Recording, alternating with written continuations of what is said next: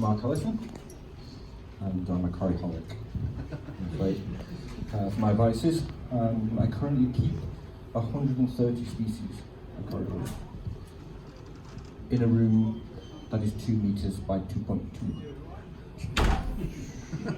Okay, so let's kick off. Okay, so back in 2007, I got hit with an illness which stopped me working, fortunately. So I decided to do something that I did as a child a lot, and I bred angelfish, I bred discus, I bred Corys. So I thought, why not get back into something I was good at? That relaxes me. So daytime TV does not relax people, so fish was the next best option. So we started off way back when, just with 2 racks on the back wall, which is 2 meters long, and I just got some basic 2-foot tanks in, got some fish, and then my wife took over the other side with a Siamese fighting fish, as you may remember, Steve. Okay, so she then was breeding Siamese fighting fish, fighting me for space. So the next thing that happened was inevitable. It got bigger. So I put a new rack on this wall, and then in 2013 I kicked the wife out of the fish room because she lost interest. She went into hedgehogs, and another rack got put here where the window was, because I don't need a window. So the whole room got taken over, and the setup was quite neat. It worked very well. Water changes weren't too bad, but then I got fed up again, as you do, and this is June last year when I was at Coryfest 2. This is how it looked then. And I was thinking how to modernise this room to put its potential in, save energy, everything else. Because fish rooms aren't cheap, as we all know. Mine cost me £80 a month to run. Okay, sounds quite a lot. So, butting heads with the wife, said, right, I'll get the cost down, I'll try my best, I'll do everything I can, I'll replace bulbs, I'll replace filters, I'll do everything. I decided that mat and filter would be the way to go forward. At this stage, there was no matting in the fish room. It was all sponge filters, power filters, external filters. So I went full matting, and this is today.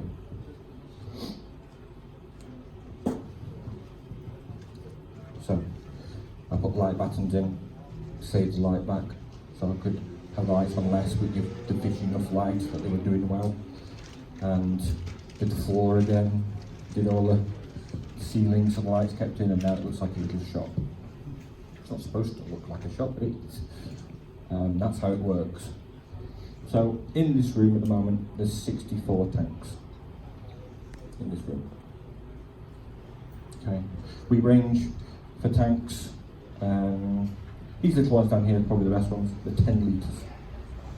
They're suitable for fry. They're suitable for small batches of juveniles that you're bringing on, nothing big. And we go up to 3-foot tanks, which I've got 3 of, for the bigger species, for the more aggressive species, for the species that need the space, need room, need hiding. So that's my little paradise. And you'll see everything's sort of neat and tidy, and everything's at hand, because with my disability I can't move a lot when I'm in pain, so I have to stay still. So I've got fibromyalgia in the joints. So I can turn around and the next rack's available for me without me doing a lot. Not that I'm lazy, it just makes my life easier. So, talk a little about fish. So when I'm looking for a fish in my fish room, and I'm looking to pick the right Corydoras, there's a few things that we have to sort of consider. And this is where we sort of go a bit, what are we doing? So where do we get them from? So which shop, which breeder, who do we get them from? What quality are they when we get them? The condition of them. What sex ratio do you need? Do you work with an even split? Do you like more males than females? Does the shop have that ratio? Okay. How much do you pay? Well, yeah, my wife would argue that I pay too much for things. But are they worth it? What pleasure are they going to give you? It's not about what you can make from those fish, it's what pleasure you get keeping them. Are you the only one with them?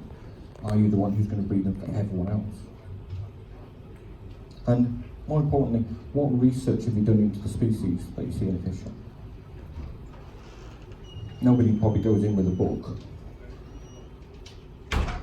So we all have a sort of idea what we think we want when we go in, but then we change our minds because it's the choice, and the choice makes it a little bit harder. So very often we buy them, and this sort of statement applies to most people. How many actually research the species comes from before we purchase that species? Probably not many of us. I'm guilty too, don't believe me, I do the same thing, I impulse buy. But in this day and age, with the technology we have tools at our disposal. So we've got Corydoras World, of course, brilliant. We have Facebook, Corydoras World, etc. And we have Google Maps. Google Maps is actually a very good tool to know where something's come from, what the river's like, terrain, the temperature. You can find out a lot by just typing in the name of the town it's near. So this particular bit here, on that, is where Burgeside, Adelphi, C121, that's their stretch of river. But you wouldn't have known that if you didn't have a quick look. Type in their thing. So you go on the insight, you then go on Google Maps, you have a look for yourself, you see the sort of data there is, there's quite a lot if you look closer. So when you use your phone, your PC, your tablet, your book, information's there at your fingertips. So you've done your little bit of research, you can now think about where you're putting them. So what's suitable in your fish room? Only you'll know what's suitable in your fish room. I can't tell you what's suitable.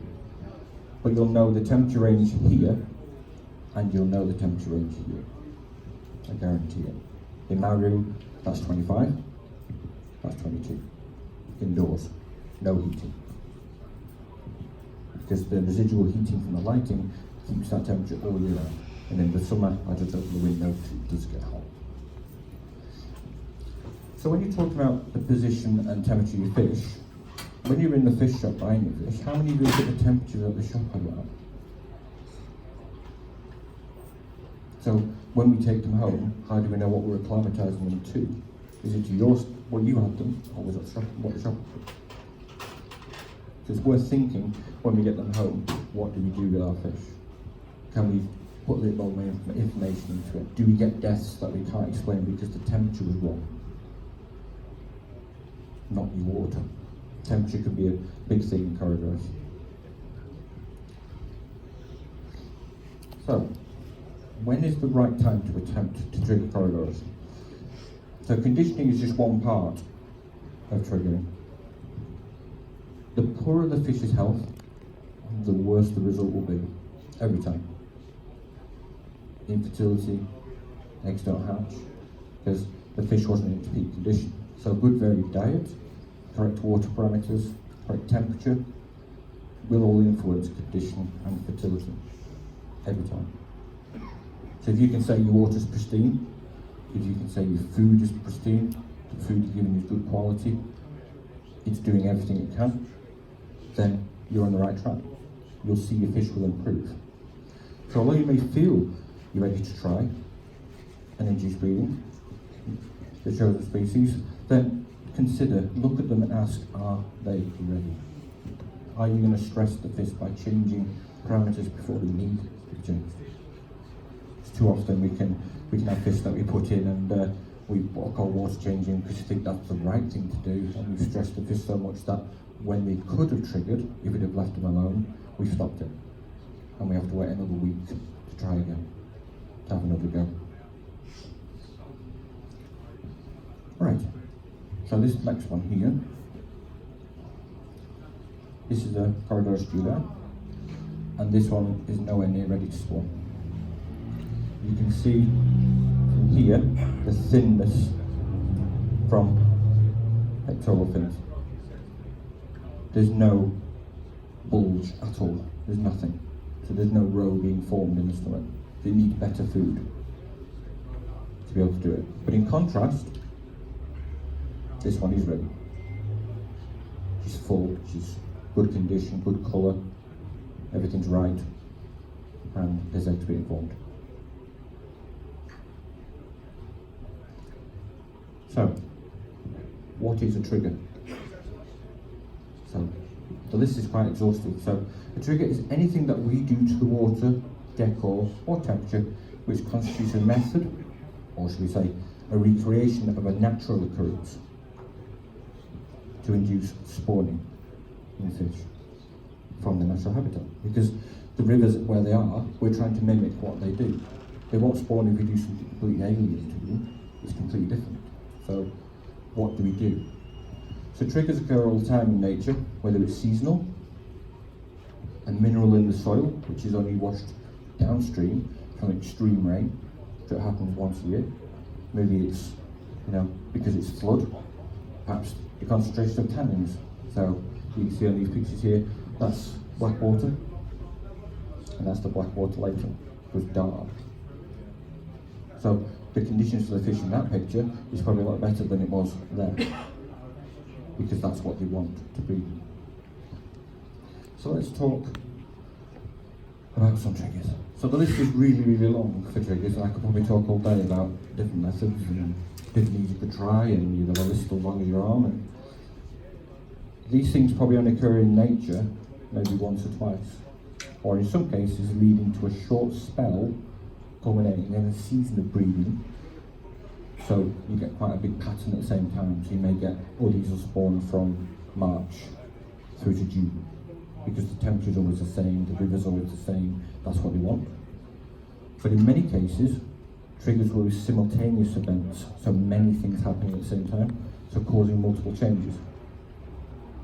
So it's worth knowing that only in our aquaria at home do we try and trigger the Corydoras more times than they would in the wild, because we can give better food, better space, we can give protection from disease, parasites, etc. So the longevity for fish in aquaria is a hell of a lot longer, and there's been recorded species 30, 40 years out in extremes. But when you look at the wild, you'd be lucky if some of them get to 6, because it's so hard an environment that they don't survive that long. So they have to breed as quick as they can to get the numbers, otherwise they will die out. As Ian said before, it takes one accident on a river from a gold mine and the whole population is gone. So it's very important that we know that there's many things that are going to happen. So which method is right for your chosen species? So has this species been done before? And has it been done by another person? So if it's Ian, you can contact Ian, or you can read his book and you'll see it's been done. He gives you small hints on how to do it, tips. If you speak to him, he'll help you. Same with myself. If you drop me a message on Facebook, I'll help you. Nothing's a secret in the world, because we should share information. So the vast amount of knowledge is out there, and there's so many different triggers. Just ask us. The following some that I use. It's not a full list, there's many on this list. Water changes with various percentages, live food, raising and lowering of temperature, double filtration, which we'll explain later, don't worry, increased flow, increased oxygen, and let's say semi-dry season. I've recently spawned CW86, which took a 4-week dry season. And that was me biting my nails, not changing the tank, not doing anything to it, leaving them to it, checking them every day, making sure they're alright, but just not interfering, not moving any weed or anything. Biting my nails, thinking, oh, I've done too much, is my nitrate going to go up, am I going to lose them, is it going to be a risk? But when I did the research where they came from, they can go to 8 weeks without a decent flow of water into the supply, so it's stale, it's quite nasty water, but they can survive it. But many species in the same situations, like a panda, Corydoras, couldn't survive it. They're very prone to nitrate poison. They wouldn't even think about it. So, a panda needs very, very good water, very clean water, whereas other species like Plantanelensis, they need dirty water. We wouldn't even think of drinking it, but they're in it. So, water changes. Main one we all do. Everyone does water changes every week, I hope. So, water changes can influence chemistry greatly. So whether it's cooler, colder, same temperature, hotter, believe it or not, you do hot water changes, rainwater changes, all of these can influence the behaviour of the Corydoras. So whether you're lowering contaminants, the TBS, the pH, the levels of nitrates and nitrites. Doing a water change in conjunction with low pressure can give the impression of fresh rainfall.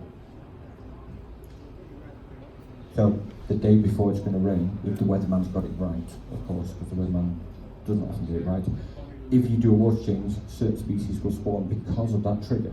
If you water change on the day the rain came, they wouldn't, because they need to feel that influx to trigger them. Then you get the barometric pressure, and then they'll spawn. So it can instigate breeding behaviour in many species. So it's our most common used trigger.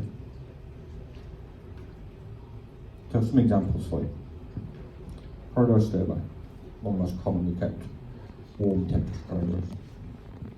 So 50% water change and a decrease of 5 to 6 degrees will usually trigger them, because they're kept in the warmer zone of 26 to 29. Sometimes people keep them in 30.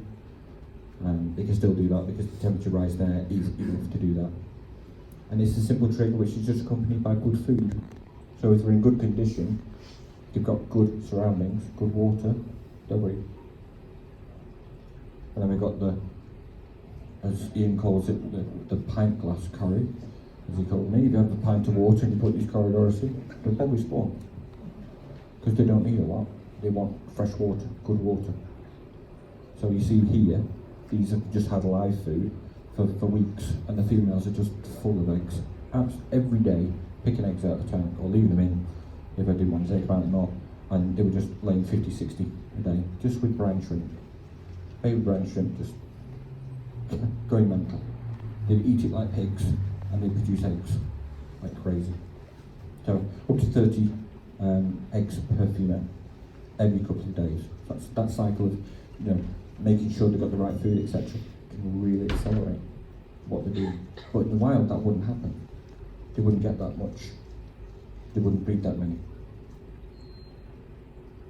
But we put those fish through that, and as long as we remember that if we give those fish downtime afterwards, a break, the fish will recover in such a way that you will find as you spawn more, the fertility rate goes down.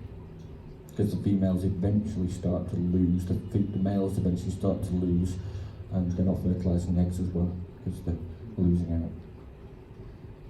So, pig mares, very simple to do. And I'd often, I'd say that I'll leave them with parents. I started off at 10, I remember buying 10 stick, I got 80. In a tank, that's 20 litres. Because they don't want anything else apart from good water, space, breed. If I left them to breed, I think they'd just breed until there was no floor left. I think they'd just keep going because they don't care about anything else. They're just doing what they're doing. If they're happy, they'll breed. Same with Corydoras, they'll do exactly the same. So, tannins. Often in the autumn we all talk about tannins because it's a good time for us to go and get our own stuff. We go out in the woods, we collect stuff, or when we walk our dogs, we get some leaves off the floor or the branches, etc. But tannins in the forest is a different matter. Most leaves that fall into the water in the river are actually green, or they're yellow. They're not brown when they hit the water. The tannins take time. So whether it's taken time to rot as it goes down the river, or whether it's been on the floor already when the seasonal floods came into the forest and covered it, that's when the tannins start to soak in. So that on their own, they're not actually triggered. But they can create an environment, an important part of water chemistry, to protect the fish from disease, stop fungal attack on eggs, and more importantly, they lower the pH. So if you're looking around here, I presume you've got really hard water on here. Yeah. I'm quite lucky. Mine's 6.8 out the tap. But we're in a good place where we are, so if you go further, you go 40 miles down the road, it changes very quickly. So if you've got really high pH water, but you put in tannins, whether it be on wood, whether it be alder cones, whether it be oak leaves, catappa, anything like that, you're lowering the pH. All you've got to be wary of is how far you're dropping it and why when you do it. Because very often you can put 3 alder cones in, and to you it seems okay, but an alder cone can drop a litre of water down to pH 3 on its own. Times it by 3 in the space you've got. In a couple of days, it's gone really hard in there. And the problem is, if the fish do actually lay eggs, the shell is so hard on they can't get out. It's like calcifies. So we have to be very careful with tannins. We do it in a way where we know we're protecting the fish. This tank here is a gracilis tank. So Corydoras gracilis live in there. And all they want is leaves. That's all they care about. That's what they lay in, that's what they do. And you'll see them on the next page, that's what they like to have. So be careful with certain trees. Don't ever put walnut in your tank. Never. It will poison your fish. But if you use standard ones, oak, alder, beech, and if you buy Indian almond leaves, because I don't think we've got many almond trees in this country, you know, those kind of things are better for them. If in doubt, ask. Go on a website, there's loads of tannin websites, loads of botanical websites that will teach you about tannins, and you can get more information. So, as you see there, Corydoras gracilis in the leaf litter, that's what they do, that's what they like. And not only does it protect them from above, from anything after them, it will also protect the fry. It will also provide food for the fry, because it's cover, it's biofilm. So all the surface of this leaf will have biofilm on it after a couple of days, and that's what they eat. Before you put your microworm in, you always think, oh, what are they feeding? What are they doing? They're eating that. Some fish don't like biofilm, lots of them do. So if we have natural things in the tank that always have the biofilm, we've got a head start already for most fish. These ones down here, these are C121s. So these are Rio Negro, and they're very black water. I struggled for a long time to get them to hatch. They were an absolute pain. And the way these ones hatch is you either bury them in sand at the bottom in a tub, or you lay them on sand. But if you put them on the tub on its own, the biofilm kills the egg. It's too much. There's no protection for them. So their water, where they do, is probably so thick in tannins that there's no fungal anywhere. You can't do anything, no fungus. So tannins will protect your fish. So it's worth doing, worth researching. If you don't already do it, it's something to consider. Makes your tanks sometimes look very pretty. So, water parameters. Talked a little bit about TDS before, nitrates, nitrites.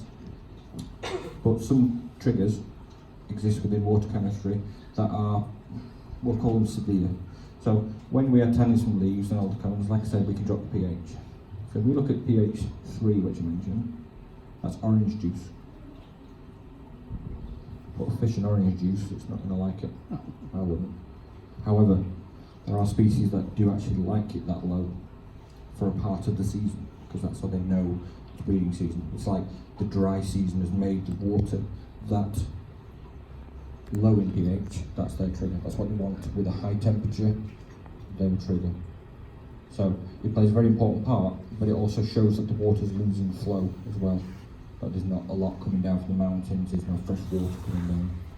And it shows dry seasons underway. So if we were in the Pantanal, then half the year we expect to have no water flow whatsoever. It's dead. But the fish actually there are so used to it that if it reversed the other way and it rained all the time, they wouldn't spawn, because they wouldn't know what's going on. They rely heavily upon it. So the next one's TDS. Do most people use TDS pens? Few of you? Okay. Useful little bit of kit, doesn't cost a lot. This particular one was £3 for a certain country in the Far East. And these things are very useful to we know what we're putting in our tank, because very often we change our water and we may use RO, we may use HMA, we may just use tap water. Do we stick our pen in to find out what we're putting in the tank? Do we know what the Corydoras actually live in before you do the water change? So do you measure it? Do we ever know, oh, look, I have my Adolfo here in 192 and write it down and see what it is. And when you do the water change, you dropped it down to 120 and you spawned, we know that's a trigger. Not only is it the cold water, but it's the TDS going down as well. So standard throughout the world is, if it's over 600, never drink it. You won't like it. And you may end up on the toilet for quite a long time. It's the standard use of how pure water is. So out the tap in this country, I'd like to think that you get the same quality water down here for what the TDS is, and ours is about 125 where we are, roughly. It can vary up and down a little bit, but never much. So when we're adding that to our tanks in 50%, let's say, and it was 190, we're going to drop the water down, meeting it halfway. So we're going to go down to about 150. So when we measure that, we make a quick note of it. If it didn't work, that trigger, and you thought, oh, next time I can use rainwater, if you collect rainwater, you've got the facility to, you can actually drop the water down. Now this measurement here is rainwater from my rainwater butt at the back of the house, which is just 39. So that water in theory is 3 times purer than what comes out of my tap. Which is quite scary.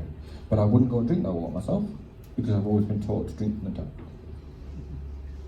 But it makes you think, the fish have that at 50% and you're at 180, you're going to drop it quite far down. So you might end up with a 90 reading, which may be what the fish want. So we experiment, we work on it. We put in what we need and what we think, and if Ian says, oh, this fish does 50 TDS because he did it, might not be exactly the same for you, but it could be around that ballpark. And if you can work and use it as a trigger, it may work. So most species in the wild predominantly spawn in rainwater flooding because it lowers that figure. Thunderstorms, our favourites. I don't get thunderstorms where we are. I think I've not had a good thunderstorm in 10 years, I think I can say. So a species for me that needs lightning because of the ion charge, it needs the sulphury smell, it needs that water that's got the sulphur when the water hits it for the rain, it needs that little bit. I can't replicate that on my own. I'm not capable of doing it, I can't drop the pressure of the room.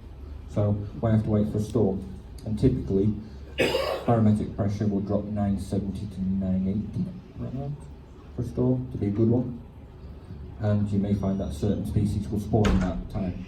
Some species have actually been known to spawn with flash photography, I believe, because it's the lightning. You think the rain's coming. It was green lasers, wasn't it? I remember. Someone did it by that. They were flashing the camera at them and they despawned within about 15 minutes. They thought the rain was coming, they were dancing everywhere. They thought it was happy times.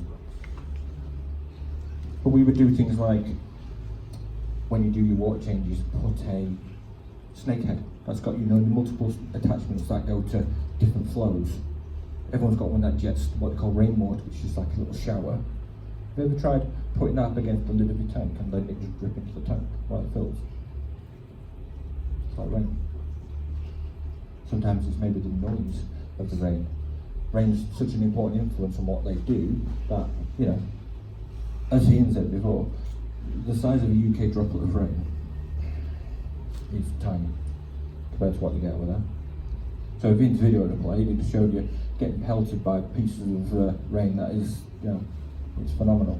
But it produces a noise on the water as well. We don't create that. We can create a bubbling effect, we can create a flow, we can't create rain. So it's worth trying those different things. It's thinking out of the box with certain Corydoras, the awkward ones, the ones that we don't know why they don't spawn. You know, we can do these weird things. But the main thing to remember is, do it in conjunction with pressure. Because when you're doing the water change, it can't hurt. It's worth giving it a go. Changing tanks. This is the weirdest trigger, and I don't think we really have a proper explanation, do we, why they do it? Why do we have them in a tank for 6 months and we're happy that they're there, or they're in the house and we want to move them. We move them out of the tank and all of a sudden they spawn. Was it the different water you put them in? Was it the shock? Was it survivability? Was it them panicking and saying, I want to survive or lay eggs? We don't actually know why it happens, but when you do move tanks certain times, they do spawn. So we're taking them out of comfort zone, normal, and we're putting them in totally different water, totally different parameters and surroundings that we may not have measured before we did it. We just decided, I want to move these over here. They look better in this tank, I like the look of them. And then they spawn. So it's important if we do that, and they do spawn, we measure what they did beforehand, so we know roughly what they do. But often tank size will have an effect too, because if you go from a very large tank to a small tank, you're forcing the species to be close to each other instead of giving them space to be away from each other. You're also forcing that connectivity between the fish. So it never spawns constantly once you've done this. It's not like that. It's more of a survival trigger. But it may work to give you enough tank bred to try it from wilds. And tank breds can be easier to breed because of it. It's cheeky, but So don't do it a lot, because you can cause adverse effects on the fish as well, because it's shock. It's moving them, it's taking them too far. So occasionally it's not a bad thing to move a species to try and trigger them. From one temperature zone to another, perhaps going from like 22 to 25, giving them that shock, they may trigger. And you'll see again, use of the wood for the tannins for the fish, creating that environment for them, giving them moss to be in, the hiding. So you're going from a really open sort of style tank to a closed off tank, which might be the difference between the open water deeper to the forest floor. Increased flow, easiest one for us to do. So flow for some species is very important. It's an integral part of how the climate is, how the water rushes. Not only does it signal rainfall, but the TDS, temperature and flow rate, may not be enough, may not be from the rainforest, but it might be from the Andes. It's cooler, to rush the temperature down. And that's what event they may be waiting for. So if you use that in conjunction with, spawning different species, some species spawn multiple times with that because the rainfall happens quite a lot. So there may be an AS species in there that are just breeding like crazy because the waterfall, we know how easy they are to spawn. It's created by putting a power head in our tank, or an internal filter, or maybe actually cleaning that filter out that we've left for 6 months. We may cause them to spawn.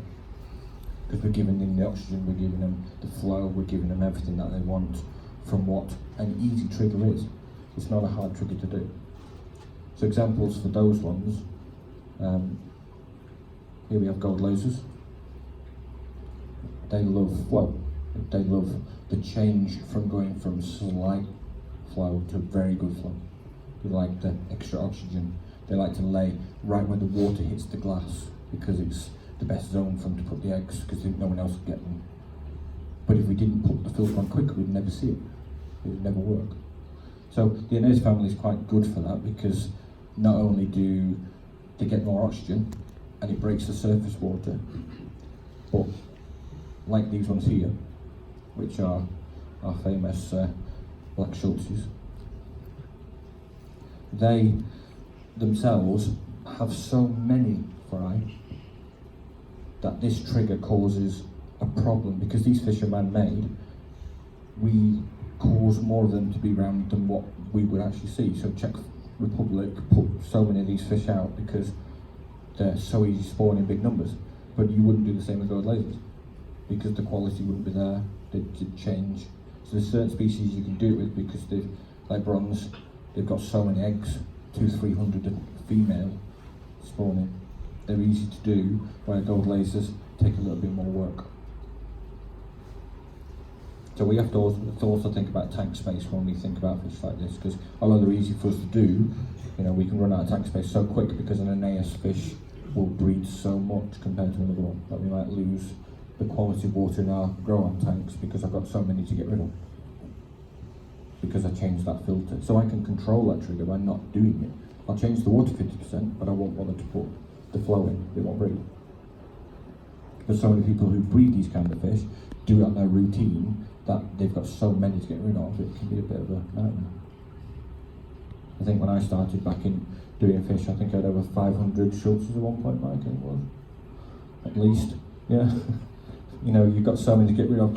You can only take so many to the shop. You can only say to your friends, do you want 10 of these free? Take them, because you just can't get rid of them. At the shop, they're worth £1.50 because they're not a rare fish at all. So we have to be careful when we do things like this that we don't cause too much problem in our grow ones. So seasonal temperature next. So we drop temperature by doing the water, but there's some of them that like it hotter. Because where they are, like Ian said before, the temperature can go to 32, 33. I know our summers are good, but most of the time they're not that good. And they don't do it for a long period of time, like 2 months. I don't think we ever have temperatures that high for that long. So I let nature take its course with these ones. I don't like putting hot water in tanks, particularly, and I don't like putting heaters in tanks that I don't think need them. Not only is it my electric and my wife will shout at me, it's also putting something on a fish that there's something else missing. So barometric pressure goes the other way. So in rain we go down, in summer we go up. So we can go up to 1,030 barometric pressure. And if we rise the temperature, that's what it's waiting for, the two things together, because it's what it needs. So sometimes an artificial rise, using a heater is not a good thing. And many fish, like on the next page, I'll show you, the Loxosonus species will breed at 31. I had him virtually jumping out of the tank, full of eggs, just wanting to spawn at the side of the glass in that temperature. Because that was I had some manure and changing 20% of the water, because you don't want to take the water too far down in temperature, but you don't want to put hot water in, so you do go 20% quite often and you will get them to trigger. Whereas the 125, I never actually got to spawn that one, but it's a similar fish. You can expect in a similar circumstance with similar needs. So the hotter C79, C83, so it's fair to assume that they share the same traits as a family. So you would try the same things to do it. It's all about experimentation, but safely. Live foods. Everyone uses live foods in the tank. Am I right? No one tends to do it. So they are the best food you can give, the best food to condition your fish, but it's only availability that stops you doing it all the time.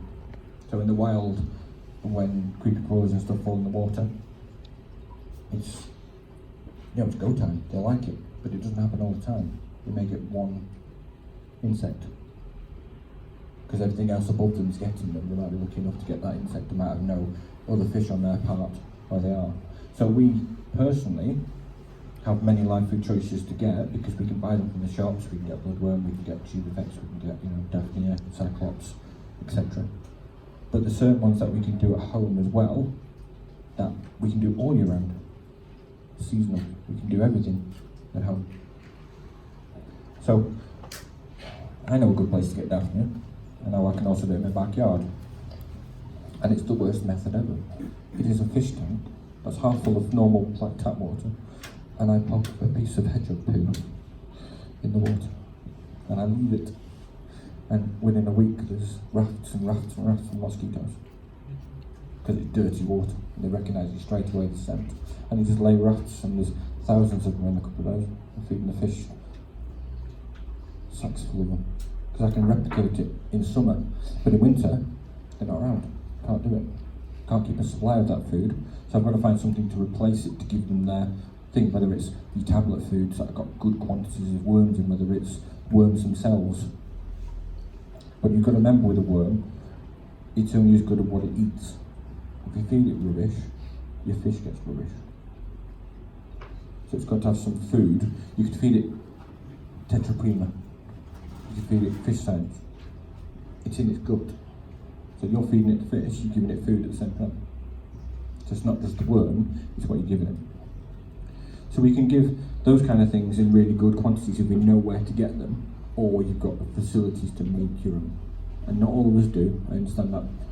My wife's very forgiving. When she goes in the bottom of the garden, she smells that box during the summer. She tells me off, but she's got to understand that that's food. So, water level. Water level is quite important because there are many species that need a seasonal drop in pressure in the water. Because not only do we have a tank full of water, if we halve it, we halve the pressure of gravity on the fish.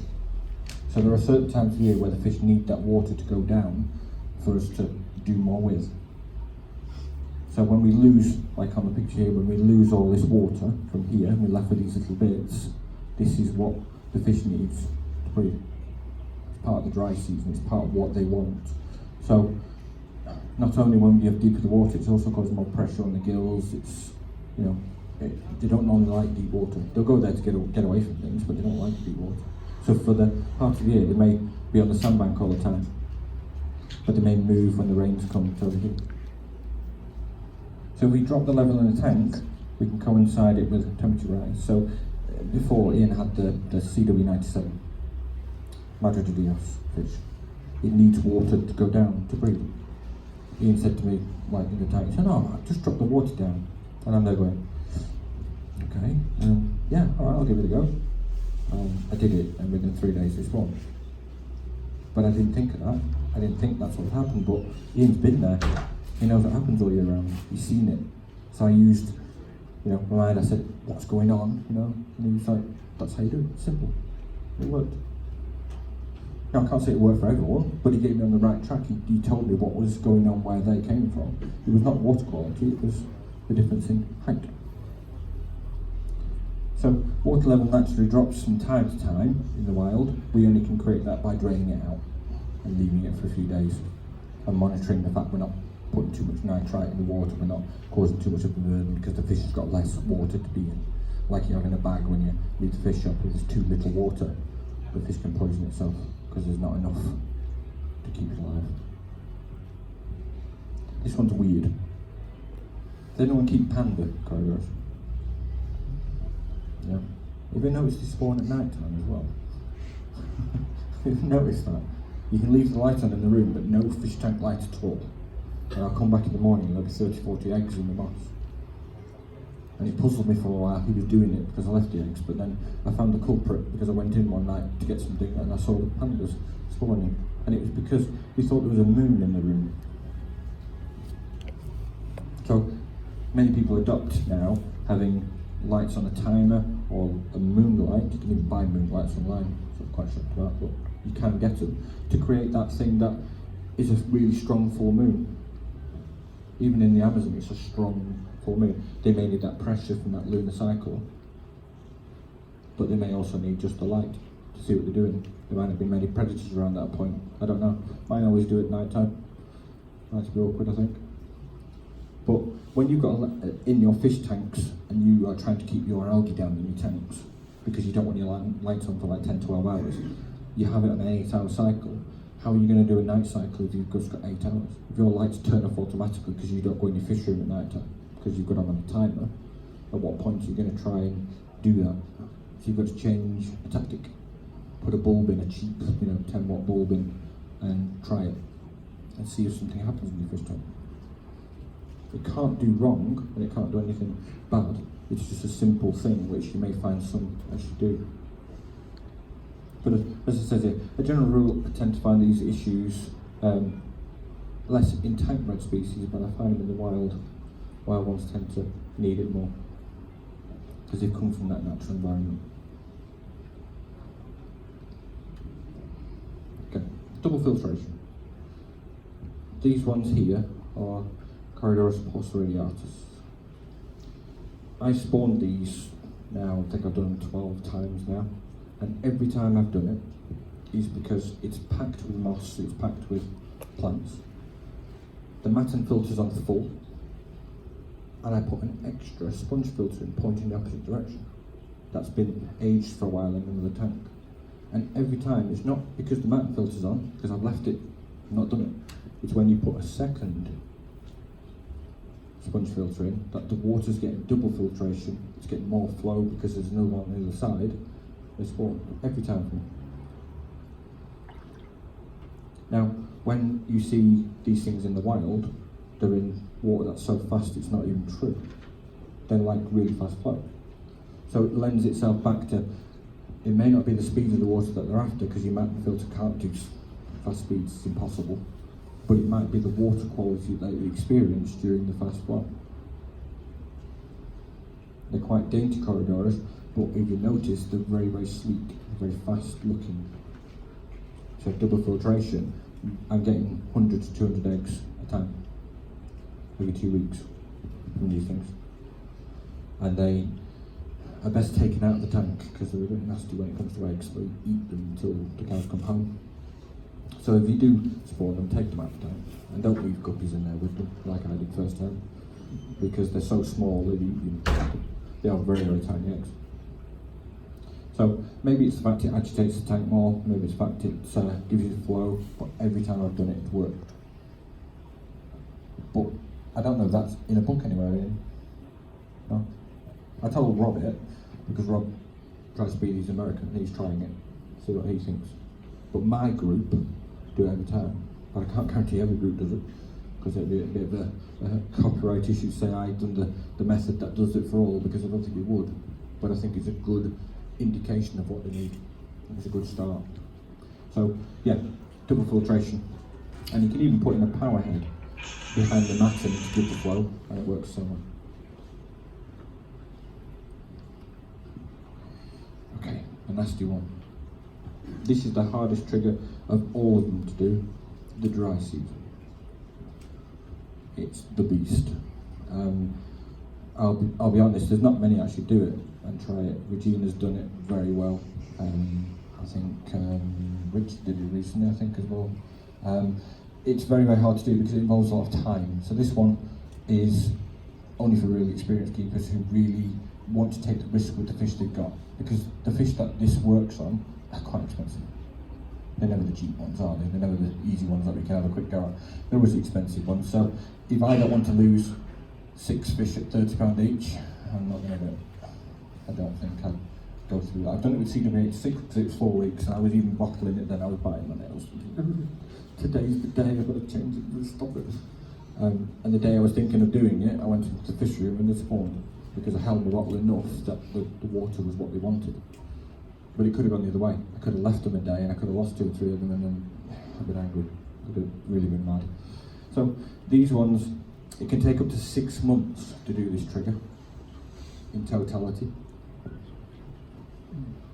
So you've got to, sounds really horrible, you've got to let the tank sit.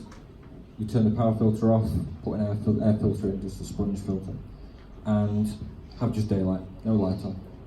Usually fill it with leaves, about 2-3 inches of leaves, and that will increase tannins, pH, nitrate levels, and they'll slowly rise and we'll slowly stop feeding as much food because the fish are going to slow down as well, because what's in there is like soup. In the Pantanal, it's a one-of-a-kind place in the world that this trigger could not be created without doing all the multiple things we talked about today to try and trigger the fish. So, these guys here, it says there, it's a game of nerves. You won't see your fish properly for a while, you may see a flash of a tail or whatever. You've just got to trust that you're doing the right thing and don't interfere. You don't change the water, you don't touch it. When 6 months are up, gradually start to change the water in small increments until the water starts to clear. When normal conditions resume, put the lights back on and start doing your weekly water changes. The breeding colour in the males will go even better than that. I mean, that's pale in comparison, I think. I think we can honestly say that that's quite, although it looks good, it looks very strong, that's not actually what they look like when they breed. They go really, really dark and they go spotted on the heads. And as that happens then, if the females are ready, if they've got roe in them, then they'll start spawning. And you'll have a joyous person who's owned them, I suppose, because not many people do it. It's a very, very hard one to do, and because of that, it's an achievement when you're talking spawning. I've not done it because I wouldn't risk it personally. I like my fish too much. So, sort of lastly, the unknown triggers. So the worst and the most interesting part of the hobby for me is the unknown triggers. How to recreate difficult. So Ian spawns some damn difficult fish to compared to me. How do I recreate that? What do I do that Ian may have done? So the rarely spawned or never spawned species. How many never spawned species do you think there are? 100? Yeah. So in our world of Corydoras, there's 100 more plus species than never been spawned before. Do we know that when we go and buy them? Do we ever say, oh, I've got this species, so I'll give that one a try? Because all the combination of events I've told you about for breeding them, there could be just one thing missing from that chain that we don't know. And it could be, as I've surmised with some of them, it could be like an element washed down from the mountains, because the rain only hits that part of the mountain once a year. It washes that certain thing down the river, that triggers the fish, and it's the one-time event. But I can't do that now. I can't, if it's cobalt in the water because it's near a cobalt mine and it's used to that washdown to let it know the water's coming the decent water it wants, I can't do that. I wouldn't know where to start. So how do we replicate all that? But experimentation's key in doing triggering and breeding your fish is, and whether you learn off other people, always remember the welfare of the fish is paramount. If you're not comfortable with the prospect of stressing out your fish, don't do it. My advice, don't do it. But if you're happy that you're doing the right thing, if you're checking the water quality, if you're checking TDS, if you've got your master test kit and you're testing everything, you're comfortable doing it, do it. But please, if you do it, write it down. Keep a log of what you do. It may seem insignificant, but to someone else it could be important. And if we collect information and we find the same fish is being bred in the same way by people across the world, we'll be able to identify the trigger to let other people do it as well. And maybe they won't be as rare as they are, because we share the information out.